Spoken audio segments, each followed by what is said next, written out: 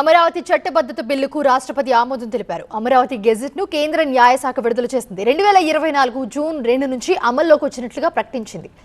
AP పునర్వ్యవస్థీకరణ చట్టంలోని sub section 2లో ఏపీ రాజధానిగా అమరావతి ఉంది.